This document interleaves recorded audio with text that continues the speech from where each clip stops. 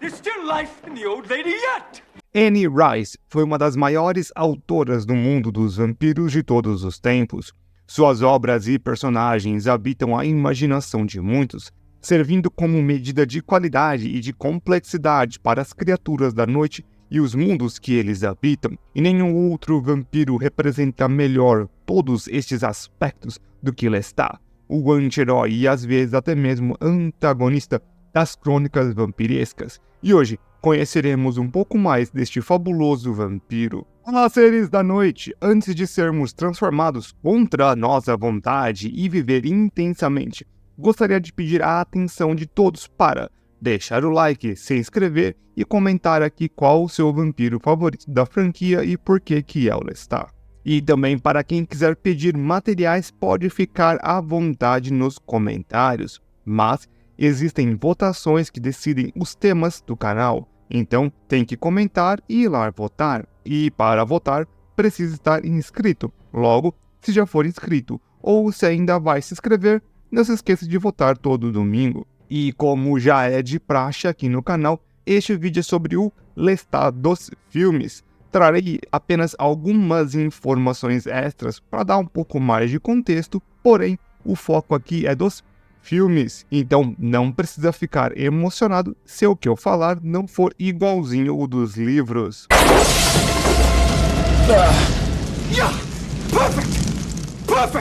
Lestat ou Lestat, as duas pronúncias parecem estar corretas, The Lion Court ou Lion. Aí é francês, aí é igual ao espanhol no filme do El Culebras, Um Drink no Inferno. Está, né, na mão do Napoleão. Então, Lestat foi um mortal nascido na França por volta de 1760. Nascido em uma família afluente e que possuía alguma influência e poder dentro daquele local. Um dos grandes pontos nele sempre foi a sua beleza, com seus cabelos loiros e olhos azuis.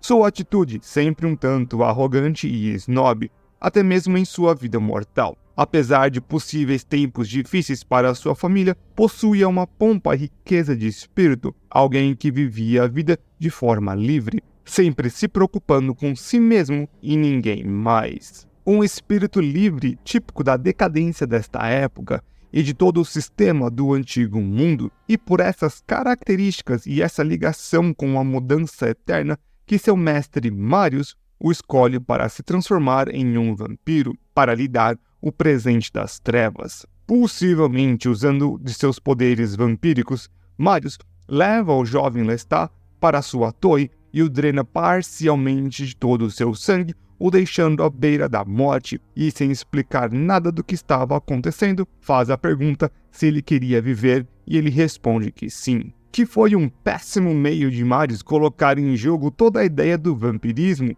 e este momento é muito importante para Lestat, uma vez que não teve a escolha, e é algo que vai atormentar a mente dele para toda a eternidade. A ideia é que ele teria que viver sozinho e com a melancolia para todo sempre. Este é um dos grandes temas dos personagens, e eu diria de Anne Rice. E Marius foi um pouquinho desgraçado ao brincar assim com a vida do ainda mortal. Mas este é um dos outros problemas dos vampiros neste universo, a desconexão com os tempos. Marius, em teoria, foi transformado na época de Roma, quando Roma era Roma, ou Grande Roma, Júlio César.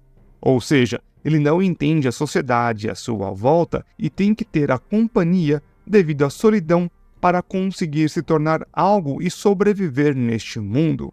O tema da imortalidade, tristeza, solidão e até mesmo depressão são muito fortes na obra e pauta, e temos que levar essas coisas em consideração, um ângulo que poucas obras colocam qualquer peso, e ainda mais do modo depressivo que ela fazia.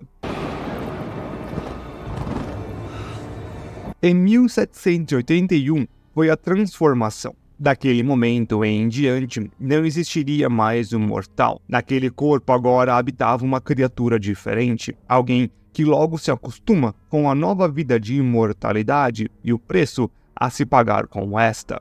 Um outro grande fator é a maturidade dos vampiros e as crenças, como os humanos. ou quando eles conseguem abraçar essa nova existência. Vampiros como Lestat e Claudia, em pouco tempo se dão aos seus instintos e têm poucos problemas em retirar a vida dos outros. Já em casos como o de Louis, é uma trajetória um tanto mais longa. O que se demonstra contra logo de início é o meio que os vampiros teriam que viver. Ele tem uma discordância imediata com o seu mestre, como se portar em sociedade e principalmente o seu lugar nesta. Ele pensa que, como as criaturas imortais e poderosas que são, deveriam estar por cima da sociedade dos humanos e não se escondendo nas trevas.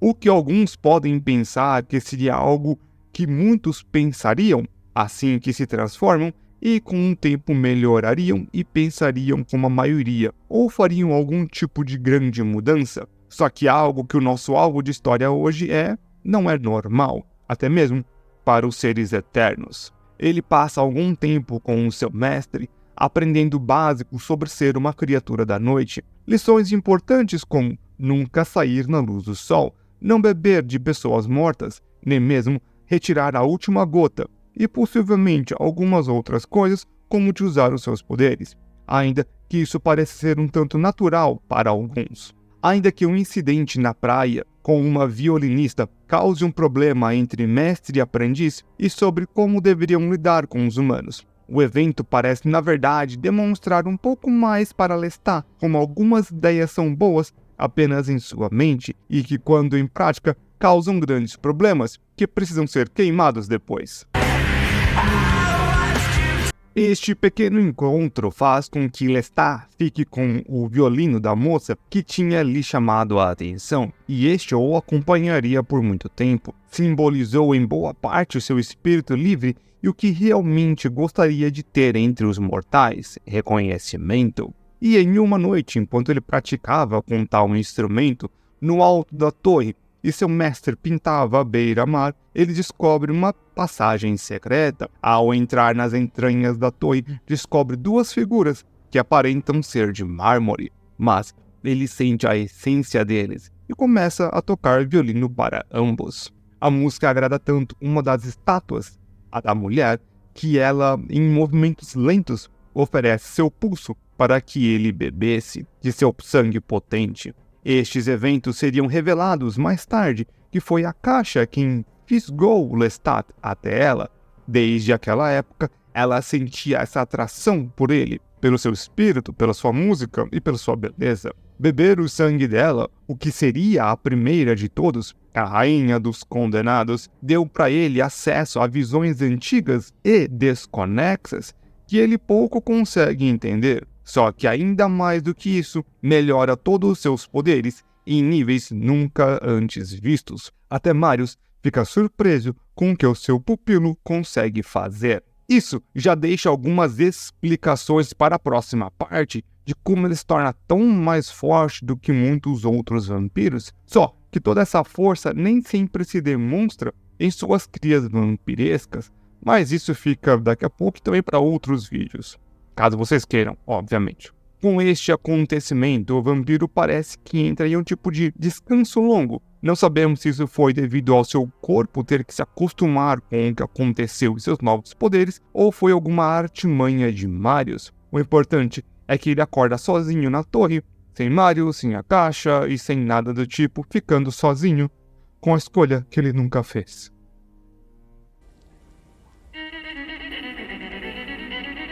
Para quem for fã dos livros, deve estar arrancando os cabelos agora. Pois muita coisa que eu disse é totalmente dissoante para com a obra original, mas estes são os fatos nos filmes.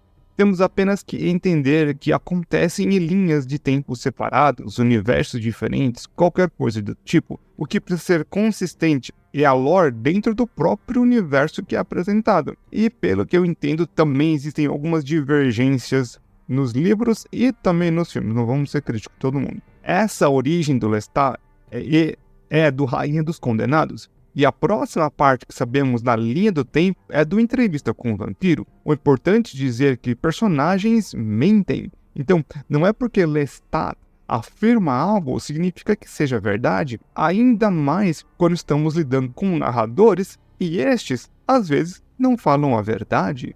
Logo, temos alguém narrando sobre um outro alguém e a memória de uma pessoa do que a outra pessoa disse.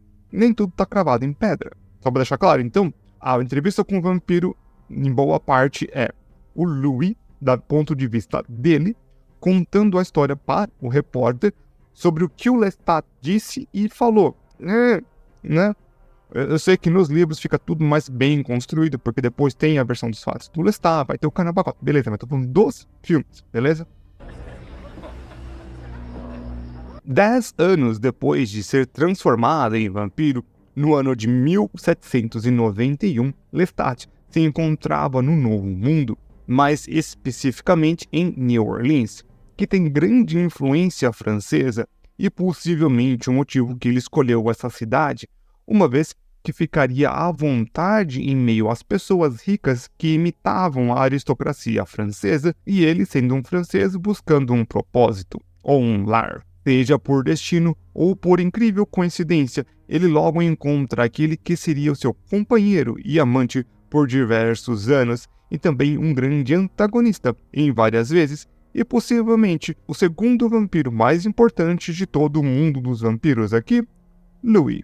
E quando digo amante, é tanto meio de falar quanto outras coisas. Eles são companheiros neste mundo, vampiros e outras criaturas, neste caso aqui. A ideia é um pouco mais ampla, companhia e amizade se torna amor, ainda que nos livros Lestat é muito bem decidido. Lestat transforma Louis e daquele momento em diante começa a demonstrar a sua personalidade de manipulador, arrogante e autocentrado maníaco que realmente era. Não temos os eventos que aconteceram entre a chegada dele nos Estados Unidos, mas teve alguns anos bem animados, incluindo conhecer Armand e dar o teatro para ele. Durante os primeiros anos, as duas personalidades se colidiram. Louis tinha um amor pela humanidade e pela santidade da vida, enquanto Lestat gostava de viver a vida um tanto mais solta e ficar por cima da sociedade, ainda que toda a sua sede de poder seja um tanto explicada nos livros. Aqui ficamos realmente com um verdadeiro psicopata que dá zero valor aos seres humanos, que na minha opinião é muito mais interessante para esse tipo de personagem, mas aí é uma questão de opinião.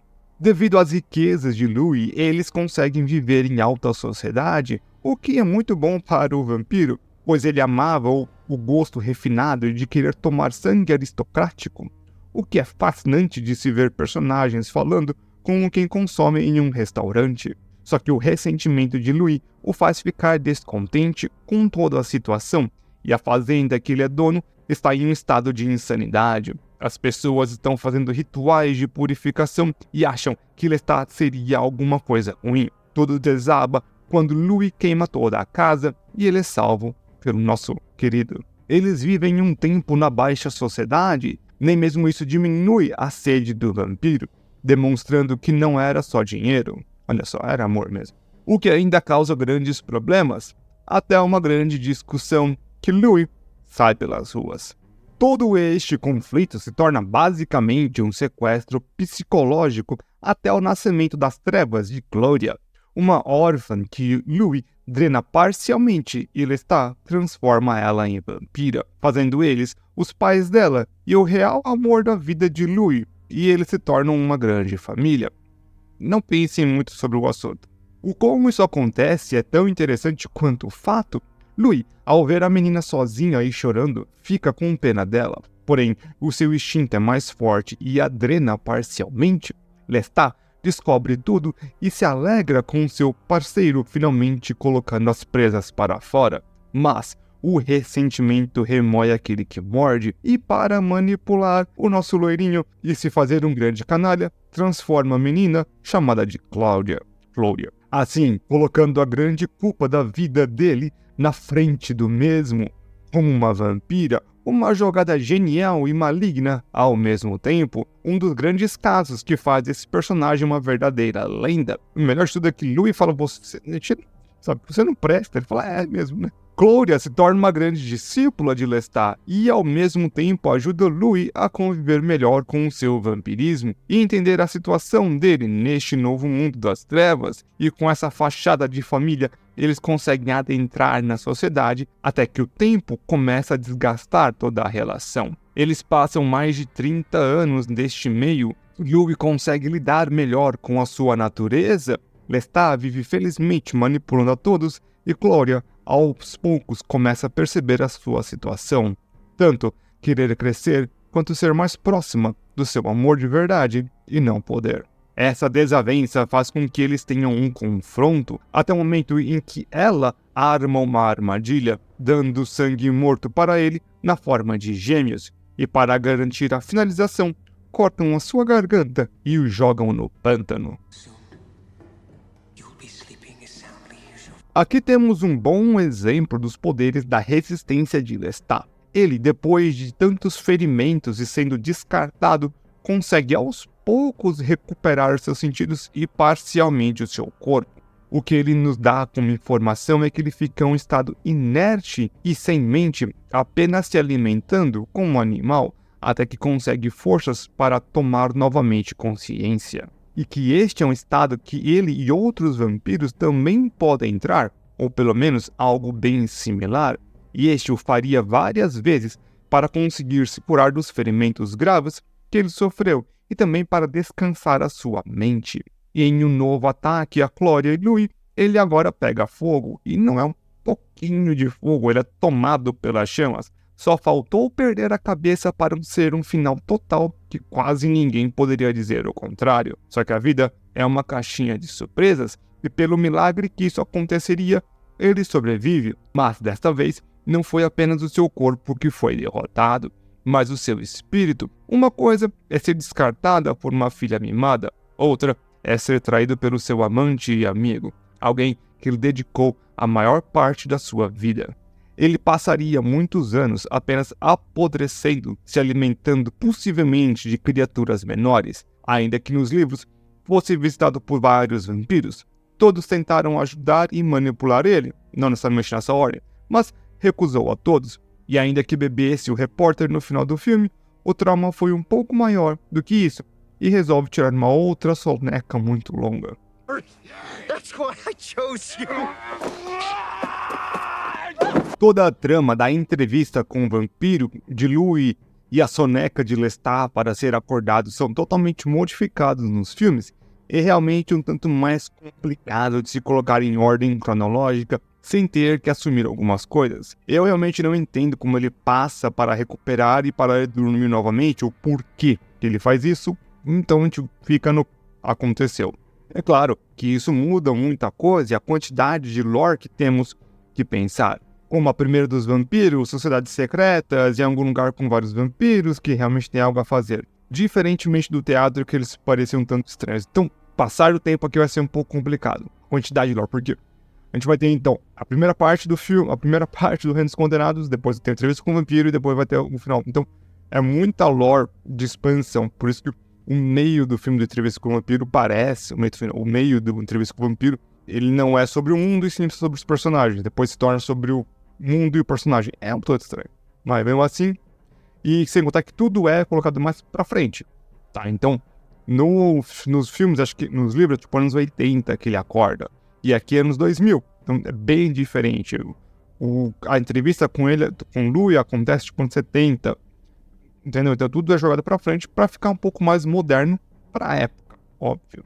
Hoje em dia já tá não tão moderno. Have you said your goodbyes to the light? Em algum momento, nos anos 2000, Lestat acorda. Ele é despertado pela música que estava tocando em sua antiga casa. E estes novos tempos e a música, assim como as pessoas, influenciaram ele a tomar coragem e se mostrar um vampiro para aquela banda. E rapidamente, ele se faz um membro do grupo e começam a fazer um grande sucesso. No filme, realmente me parece uma mescla de nu metal com um goth dos anos 80 com um tom de Bauhaus. É algo que realmente eu vejo um bando de adolescentes da época adorando, e muitos deles realmente acreditando que realmente seriam vampiros. conseguem ganhar grande fama por videoclipes e suas músicas na televisão.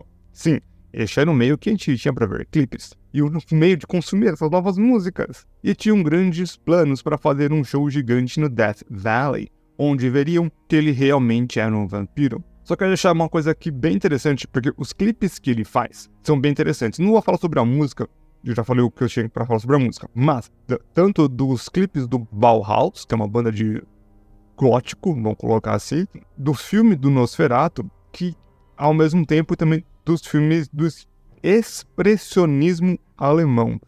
Tem um tom de expressionismo alemão em um filme muito importante, que é basicamente o primeiro filme de expressionismo alemão que é colocado lá como inspiração. É o único jeito que eu vou conseguir falar desses clipes e sobre essa coisa. Então, é isso aí. No meio do vídeo de Lord Lestat, vamos falar sobre expressionismo alemão e os clipes Nosferatus das músicas de Gothic Nu Metal. Isso incomoda a todos os vampiros de uma forma ou de outra. Muitos desejam destruir Lestat para acabar com o mal pela raiz, mas ele se esconde muito bem. Porém, ao mesmo tempo, Marius, o seu mestre e antigo amigo, o encontra para dizer que a caixa se libertou e que deveriam fugir, ou algo do tipo.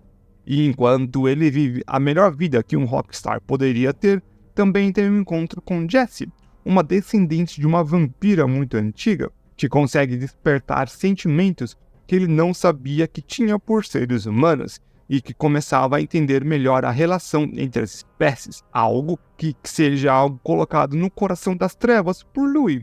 Afinal, seria ele o amante original dos humanos. Tudo vai às alturas quando durante o show muitos dos vampiros começam a atacar Lestat, e que Marius tenta defender a sua cria. Porém, com o tempo, muitos se encontram no palco, e é neste momento que todos os atacantes pegam fogo e a caixa aparece para resgatar o seu novo amor e rei. Depois de ser resgatado pela primeira das vampiras, eles entram em algum tipo de relação alucinógena para ele. Possivelmente ele estava sob a influência da presença dela, que pode ser o mesmo poder que os vampiros possuem sobre os mortais, e possivelmente ela teria este poder sobre outros seres da noite. Noite de amor muito doida? Não se sabe.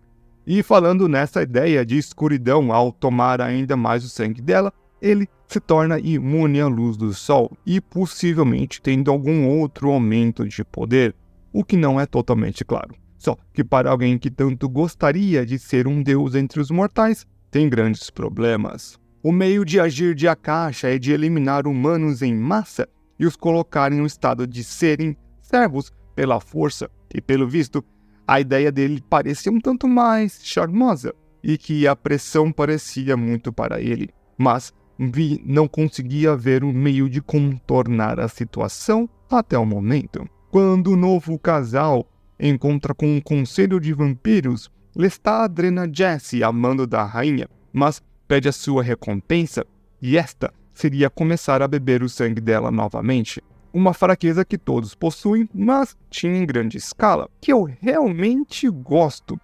É como se tudo no primeiro vampiro fosse ao mais extremo, tanto seus poderes quanto suas fraquezas. Bem interessante.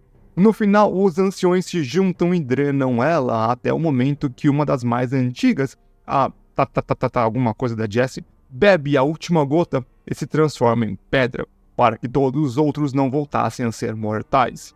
Tem toda uma história da lore aí, mas é coisa da caixa, não do Lestat. Então, quer vídeo da caixa, me fala. E me fala não, me vota, que eu já coloquei ela pra votar 2 vezes e ela perdeu, tá bom? Então, é negócio, tem que votar. E apenas para ter uma outra companhia durante a eternidade, porque o Louis não aparece neste filme, transforma a Jessie. E o final fica a interpretação da gente, com ele se movendo devagar e os humanos rápido. O Louis não aparece nesse filme, é o que estronda tudo e que ninguém entende, mas é direitos autorais. Então a gente fica meio que a mercê. Isso que é interessante de falar sobre Lorde e filme e outras coisas, porque aconteceu o que aconteceu. O Louis não estava nesse local. Nos livros estava. Fazer o quê? É assim que aconteceu nos filmes. Para começar, ele possuía todos os seus atributos em níveis de super-humanos, força e destreza muito acima da média e até mesmo para grandes vampiros. Só que algo totalmente fora da noção é sua resistência a ferimentos. Sua velocidade é muito alta, podendo se mover muito mais rápido que a percepção humana e do que outros vampiros poderosos. Muitos ferimentos mortais e algo que colocaria um fim na maioria das personagens vampíricas, e este aqui consegue sobreviver. E ainda que em alguns casos ele demore um tanto para se regenerar, ainda assim, resistência totalmente fora da curva.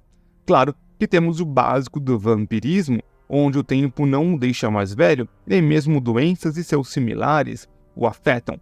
Ainda pior, o deixam mais fortes, inteligentes e um tanto mais desligados da humanidade e da sociedade. O problema é que Lestat ainda não demonstraria, ainda que seja um tanto novo, em consideração com alguns outros vampiros, e também tem um espírito forte, e creio que a melancolia dos vampiros não afetaria tão rápido. Tendo em vista que Louis é tão querido por ter sentimentos, Lestat ama Louis por ele ser ele mesmo e não pelo problema dos vampiros de ficarem tristes e amargurados. Ele consegue voar, ainda que pareça algo tão normal neste mundo. Principalmente no segundo filme, ou alguns deles seriam apenas superpulos, como o do Hulk. Mas eu vou parar de falar sobre o Hulk porque isso leva a pessoas a querem fazer comparações estranhas nos comentários. Hipnose ou charme sobrenatural. Ele consegue convencer mortais e deixarem beber o seu sangue. Eles entram em um transe que ficam imóveis. Me lembra de quando gatos pegam ratos e soltam um feromônio que os deixam imóveis. Eu aprendi isso quando meu gato pegou um rato. Ele também possui poderes mentais que nos livros, como telepatia e muitos outros. Além de poder andar na luz do sol sem problemas e ter o charme, manipulação e inteligência em níveis super-humanos. Bem, eu acho que é impossível a gente falar deste filme e não falar das figuras que rodeiam. Primeiro de tudo, uma entrevista com um vampiro com o Tom Cruise. Genial, fantástico, sem nada a falar. Antônio Bandeiras como Armand, o Louis como Brad Pitt, e assim, é um elenco estelar. O Rainha dos Condenados já fica um tanto, vamos colocar assim, entre aspas, a desejar na questão de nomes pesados, tá? Não é assim, a crítica bate muito nesse filme. Eu entendo por quê. Tem algumas partes do filme que são meio complicadinhas mesmo. Um pouco de desenvolvimento, acho que seria mais tempo de filme. Mas não vou estar aqui pra ficar batendo no filme. Eu gosto, tá? Vamos deixar assim. Eu gosto do Rainha dos Condenados. É um filme perfeito? Nem a pau. Vai fazer o quê? Eu prefiro Entrevista com o Vampiro? Prefiro. Mas uma coisa que eu acho bem interessante é o ator que faz o Louis. Louis é ótimo. O Lestat no segundo filme, que é... Pego o nome dele aqui. Que é Stuart Townsend. Por que ele é interessante? Porque, primeiro, ele fez 2 papéis de personagens dos quais deveriam ser loiros e ele não foi loiro. Primeiro foi o Louis. Primeiro foi o Lestat no Entrevista com o Vampiro e o segundo foi o Dorian Gray no Liga Extraordinária. Sim, é o mesmo ator do Dorian Gray no Liga Extraordinária. Dorian Gray também é um outro personagem loiro. De novo, eu não sou super ficcionado nesse tipo de coisa. Não tem que ser loiro, mas eu acho que é cômico às vezes. Principalmente se for seguir a continuidade do próprio filme, que Lestat é loiro. Fazer o quê? São as coisas da vida. Não adianta ser chato nessas horas. Vai. Bem, é isso aí então, meu povo. Muitíssimo obrigado a todo mundo aqui pelo apoio. Vídeo mega longo. Então, deixa o like, se inscreva no canal. Vota, me fala o que vocês querem, mas tem que votar ali para finalzinho. Beleza? Então, vejo todo mundo aí na próxima.